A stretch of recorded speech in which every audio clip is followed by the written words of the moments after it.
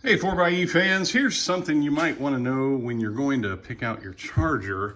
If you have an existing 240 volt outlet in your house, you'll want to make sure you make note of what kind of 240 volt outlet it is. In this case, this is a 1450R, and in my hand, I have a 1430R. Now that 50 and that 30 is important. The 50 has a maximum current rating of 50 amps, where the 1430 has a maximum current rating of 30 amps. That's why they look differently. So you can't plug something in that will pull 50 amps out of a 30 amp outlet. Now that will also match the circuit breaker that is in the breaker panel. Now in this case, I have a 40 amp breaker panel, or breaker in here, because well, the 4xe only charges at 32 amps max.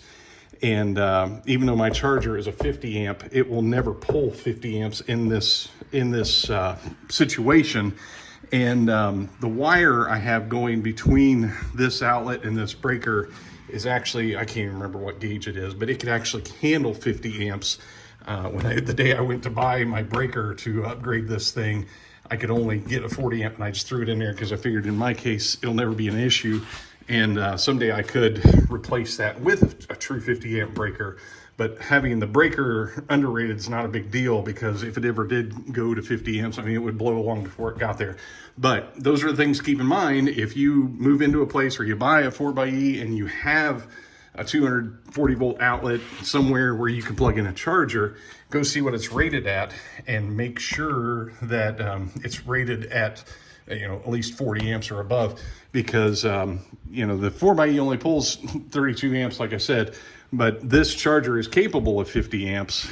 But you'll want to make sure that if you have an outlet that is a smaller current rating, you will want to do something to make sure you don't exceed the current rating of that outlet.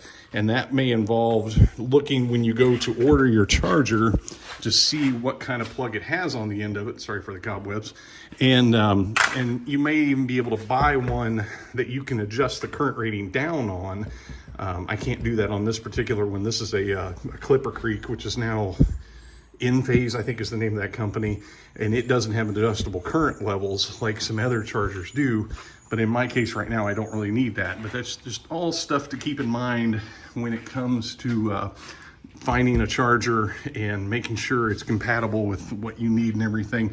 You could go with like a 16 amp charger if you had a smaller circuit available to you, and you could scale it back in the charger, or the EVSE I should say. It may take 4 hours to charge the Jeep, but it'd still be faster than the level 1. So all stuff to keep in mind. Thanks for watching.